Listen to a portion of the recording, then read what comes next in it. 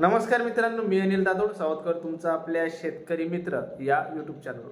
मित्रांनो, भारताची बांगलादेशमध्ये होणारी कांदा निर्यात ही आता ठप्प झालेली आहे। कारण मित्रांनो, बांगलादेशमध्ये मोठ्या प्रमाणात हिंसाचार हा उसळलाय आणि बांगलादेशच्या तत्कालीन पंतप्रधान शेख हसीना यांनी राजीनामा देऊन देश सोडलाय। आता मित्रांनो, नेमकी आता ही कांदा निर्यात कधीपासून पुन्हा सुरळीत चालू होईल याचा थोडक्यात आढावा घेण्याचा प्रयत्न आपण या व्हिडिओमध्ये करणार आहोत। तत्पूर्वी जर तुम्ही प्रथमच आपल्या यूट्यूब चॅनलवर आलेले असाल तर आपल्या चॅनलला नक्कीच सबस्क्राइब करा। व्हिडिओ आवडल्यास व्हिडिओला लाईक करा आणि शेअर करा।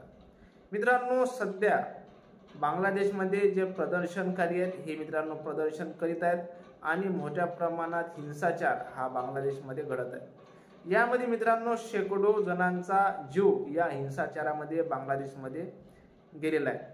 आता मित्रांनो, बांगलादेशचं अंतरिम सरकार नेमकं कधी स्थापन होते आणि अंतरिम सरकार स्थापन झाल्यानंतर त्याचे मित्रांनो पंतप्रधान पदाचं दावेदार कोण आहे, कोण आता यानंतर जे अंतरिम सरकारमध्ये पंतप्रधान होणार आहे, या सर्व घडामोडीनंतरच हे वातावरण कुठेतरी शांत हे होऊ शकतो। मित्रांनो, नोबेल पुरस्कार प्राप्त मोहम्मद युनूस हे बांगलादेशचे नवे पंतप्रधान होतील अशी शक्यता ही मित्रांनो बाळगण्यात येत आहे।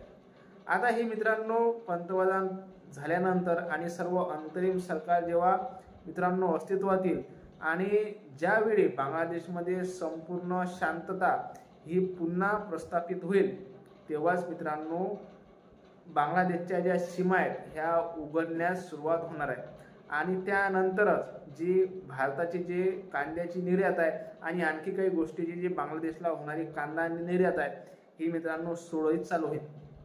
मित्रांनो, भारत आणि बांगलादेशचा जो आयात निर्यातीचा संपूर्ण व्यापार आहे हा 1,18,000 कोटी एवढा मोठा आहे। म्हणून मित्रांनो बऱ्याचशा अशा गोष्टी आहेत ज्या गोष्टींची निर्यात भारत हा बांगलादेशला करतो आणि बांगलादेश हा भारताला करतो। आणि मित्रांनो, सध्या जर आपण बांगलादेशमध्ये कांद्याचा साठा बघितला, फळे भाज्यांचा बघितला, मित्रांनो गव्हाचा बघितला, तांदूळाचा बघितला तर मित्रांनो हा मोठ्या प्रमाणात नाही आहे। म्हणून येणाऱ्या काही दिवसानंतर जेव्हा हा स्टॉक सरेल तेव्हा बांगलादेशला या सर्व जीवनावश्यक वस्तूंची गरज ही पडणार आहे आणि तेव्हा जर त्यांच्याजवळ जर तो साठा नसला तर मित्रांनो बांगलादेशमध्ये जो सध्या काही असंतोष पसरला हा मित्रांनो अधिकच उसळण्याची शक्यता आहे।